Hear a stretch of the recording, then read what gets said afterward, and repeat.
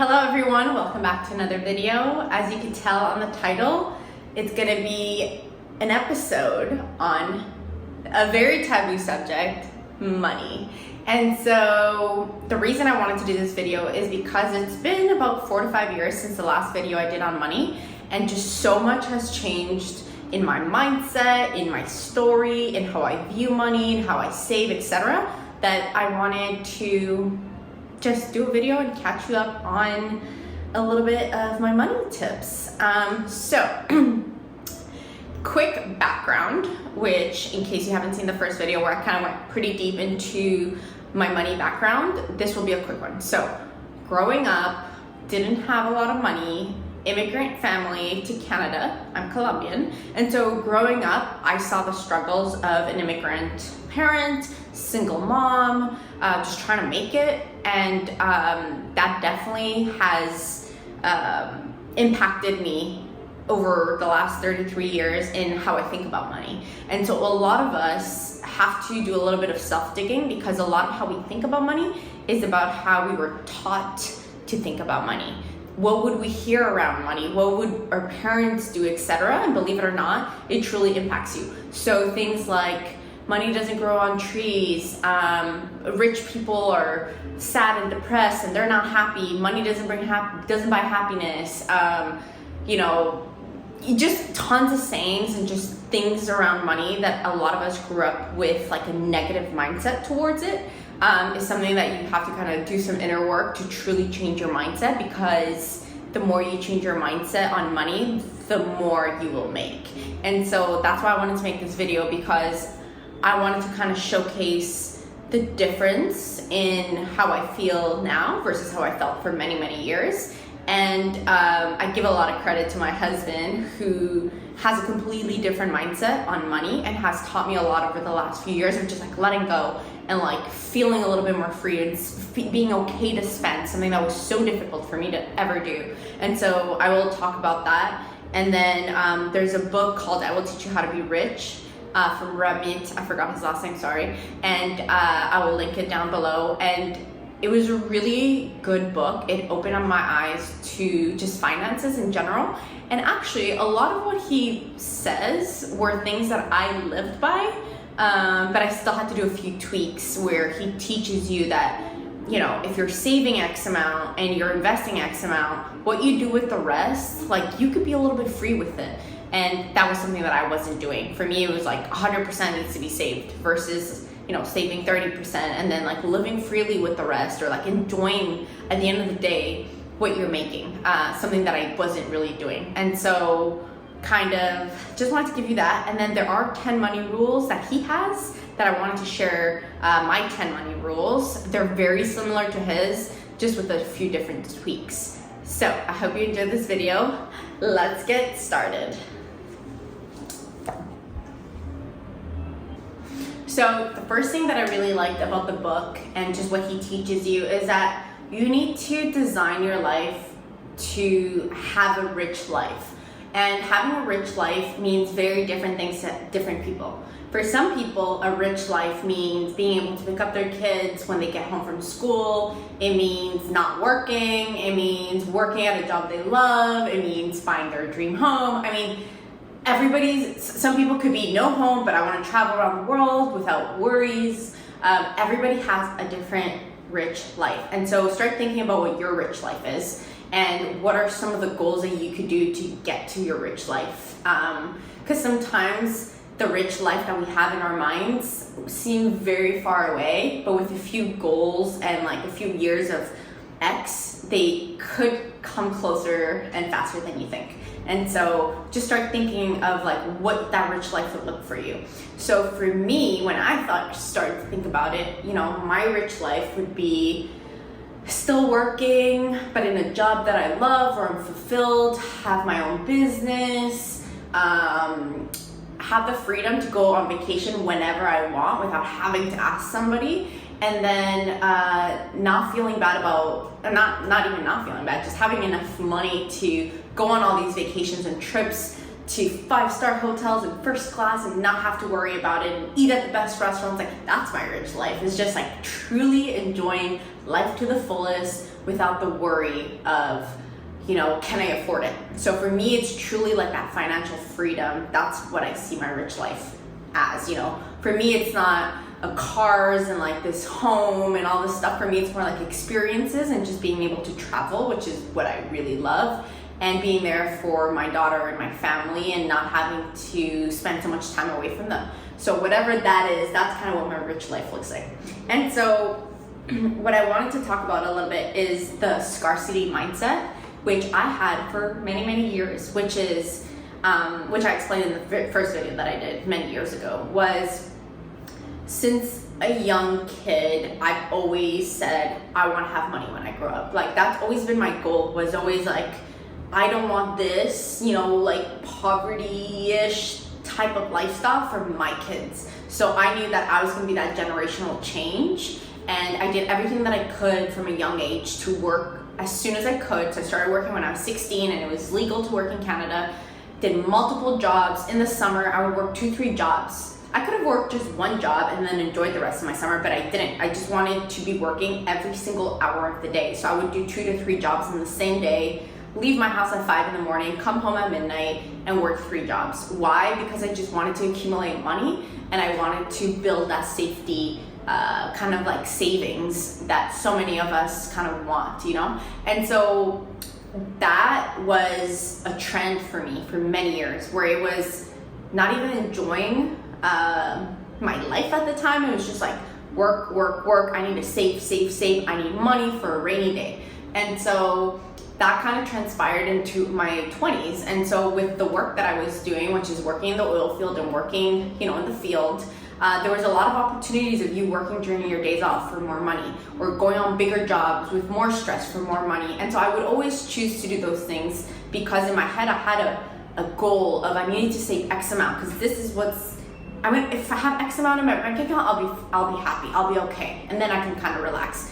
The truth is that never happens. You're never satisfied with what you have in your bank account, because we're humans and it's normal to just want more and more. And so the problem with my scarcity mindset of so many years was I wouldn't spend anything for myself unless it was like a trip. So when it came to, let's say, maybe I wanted something nice that I could probably afford, but I would just never get it for myself, because I would say, I don't think it's good. Like, I don't think it's morally okay to spend $300 on shoes. That's like crazy. I could buy 30 pairs for $20 each. And so that's kind of how my mindset has always worked, is why would I pay X when I could get 30 of these that are cheaper brands somewhere else and it would last me longer? And so instead of just, if I wanted something and I could afford it, was just getting it because it's good quality and it's gonna last for a long time. That's never how my brain worked. Same for literally anything that you can think of, I would never get or splurge unless it was 50% off or more. And I always felt proud of that. Like, I didn't pay full price for that, And so I think you have to have a balance of that kind of mindset, which is, in my opinion, it's still good. Like, you're very smart with your money and you know what you're spending and you're not an overspender and you're not buying things that you can't afford. And so I think that's a healthy balance, but it's unhealthy when you have X amount in the bank and you could definitely afford it and it's gonna make you happy, or it's gonna make your experience better, it's gonna make your life better, and you still choose not to do that. And so I did that for many, many years, where I would deprive myself from certain good things that I could have spent on to make that trip better, or to go out to eat at a nice restaurant where I can build some memories. But instead I was always trying to be cheap and cutting corners. And so I would say over the last 2 years I've had a very different mindset on when it comes to money. And so I've realized that people who have money and who are successful, they're not penny pinching the lattes that people say you have to cut. Like, oh, you're spending $5 on Starbucks every day, you gotta cut that, that's how you're gonna make more money. Like, no, people who are wealthy, they're not looking at those things. Or even people who have that abundance mindset, you're not looking at those things, you're looking at the bigger picture. You should be asking the $20,000, $30,000 question, like, should we do this? Should I cut this? Should I return this $70,000 car for a better one because I can't afford it? And those are the conversations you should be having when you're doing checks within your money. not will this $10 meal or appetizer really gonna break my bank account? I'm not gonna get the $10 appetizer. Like, those aren't the questions that you should be asking or even caring about when it comes to your finances. And so that's, again, a switch of mindset that I've had to do over the years. Also, something that Tim always brought to me, because he would spend money on bigger items, things, or, you know, let's say he would get first class on a flight, etc. And I would be like, you're crazy. I would never spend that kind of money, etc. But what he's taught me a lot is that, like, your time is valuable, experiences are very valuable, and so he would always spend money on things that would make his life easier or better. Versus me, who is like, it's okay, I'll struggle through the 10-hour flight, and I don't care if when I get there I'll be tired and, you know, upset that my back hurts. You know, he would say, I'd rather spend X amount of money and get first class, and then I arrive to my trip and I'm fresh and I'm good and I slept well and I'm happy, and it's just setting my trip on a positive mindset. And I would just never agree with that until recently, where we did go on first class to Europe, and it just completely changed my mindset on certain, things that you could give yourself if you could afford it. So let's go back to that affording question. I always say, if you can't afford it, do not get it. Like, none of this applies if you cannot afford what we're talking about. Never get in debt over any materialistic thing just because you want it. And I see so many people do that, where they'll go get a $2,000 bag from, Louis Vuitton or whatever, just because they want to be cool, they want to impress other people, and they're putting that on a credit card with 20-30% interest, and they clearly don't have the money to pay for it. That's a stupid idea. That's a mindset I will never be able to get behind. But if you have the money because you work really hard, you have a good paying job, and you've been saving for multiple years, and you want a bag for whatever reason because it's fulfilling for you, then you should get it for yourself because you could afford it. And you're still saving money on the side because you're smart with your finances. So that's where the balance needs to be.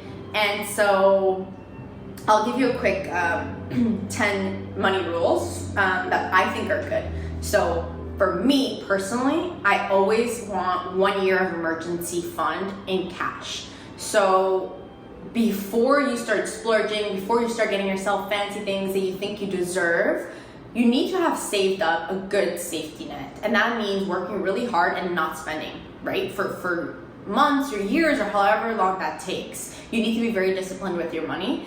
And I think 1 year's worth of just emergency cash is my number one money rule, because you never know what could happen. You could lose your job tomorrow. You could literally, something could happen to one of your family members, etc. And yes, in my opinion, you have to save for a rainy day. And for me, comfort is knowing that I have a year worth. If everything goes to shit tomorrow, I should be able to survive. And not enough people do that. Not enough people think of what could happen and being set for at least a year. And so make sure you do that. Second is save at least 10% of your, gross annual income, and then invest 20%. Or if you're too scared of risk, you could save 20% and then invest 10%. And so I remember when I was reading the book, 30% you're saving or investing, which is growing your money. Then let's say another 50-ish% is usually towards the household and just your living expenses. Then you have a good 10 to 20% where you can literally, if you want to throw it out the window, throw it out the window. Go all out. Buy fancy stuff. Go eat out every single day. Go and do Uber Eats. Those things that people are cutting, that 10, 20% of your gross income, is not really going to matter because you're already setting yourself off so well with that 20 to 30% savings or investing. And so if you're doing that, you're already doing well in terms of the money balance, that those $5-10 questions that you're asking yourself, whether you can spend it a day, is not going to matter, or whether you buy yourself a purse or not. You're still doing really well in the savings area. So that's kind of what the message is. Another one that I really liked was pay cash for large expenses. So what does that mean? Engagement ring. I see so many people $5,000 to $15,000 for engagement ring. But they don't have the money, and they're gonna go put it on a credit card or borrow money to get this piece of this ring. That to me is crazy. It's ludicrous. I remember when Tim and I got engaged, he got me a beautiful wedding ring, engagement ring, and then when we got to get married, we didn't want to spend a lot of money on these rings because we were like, who cares? We're about to buy a house. Like, we want to set ourselves up. We're not going to go in debt over, $5,000 rings, that society expects you to get for each other. And instead we got ourselves like probably $20 rings at like a flea market. But literally that's what we put on when we did our vows. And years later, he bought me a beautiful ring that cost, a good amount of money, but we didn't care about not getting it in that moment, right? When we didn't have the money. It was like years later, once we were good, then he got me the ring. And I think that was such a smart move because instead we put all that money that we wanted towards our home after we got married. And so it's about, large expenses like a wedding ring, a huge trip that you're going on to Europe, or you're going on this big trip to whatever. If you don't have the money, don't put that on a credit card.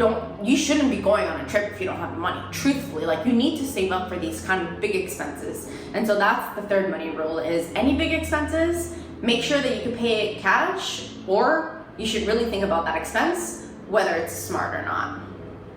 The next one is buy the best and keep it as long as possible.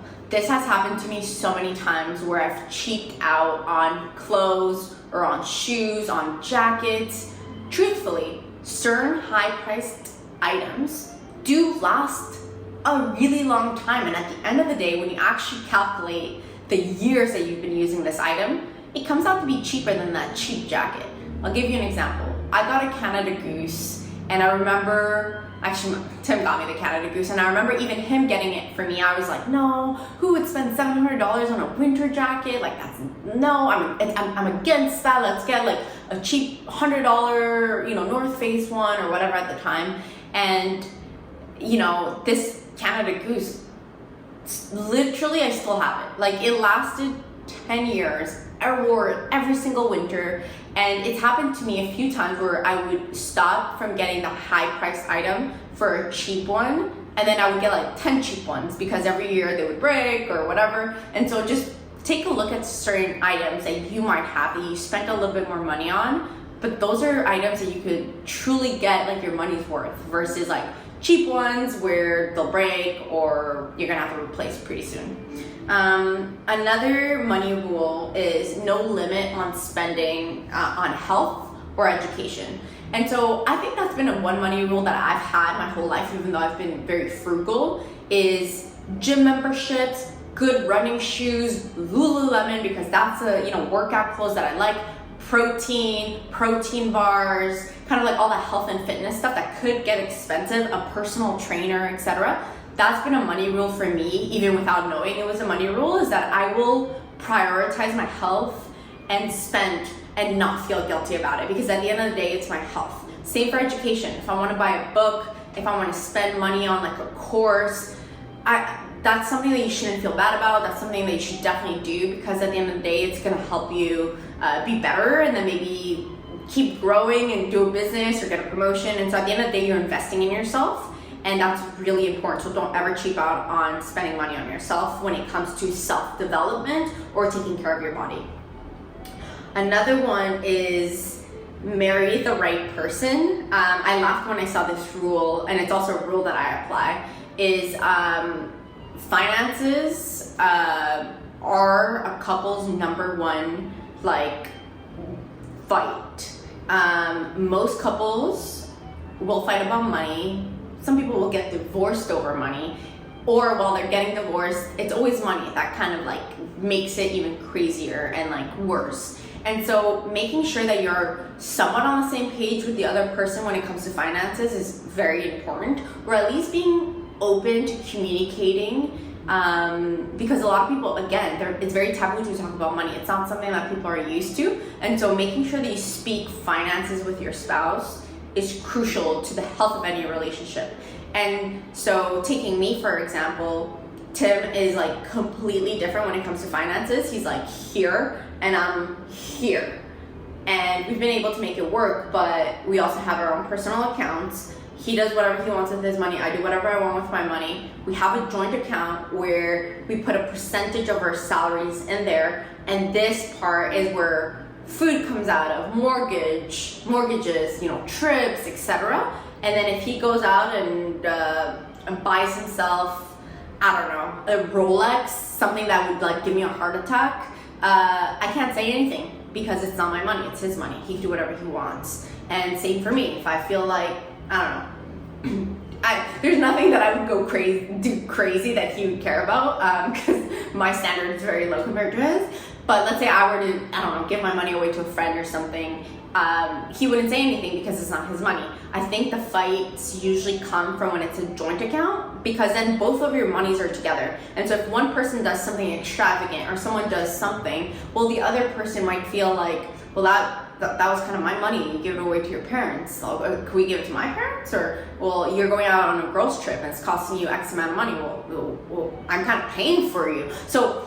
trust me, number one fighting in couples is money. And so just make sure you find the right person that you can at least work out well. So you don't have to be the same type of money mindset, but at least have a good communication, and have your own money is crucial. I've always said it, as a female specifically. You need to make your own money, you need to have your own money, because you just never know. And then you're screwed when the guy leaves, and then you're basically screwed because you don't know how to make your own money. And so that's a huge money rule for me, is make your own money.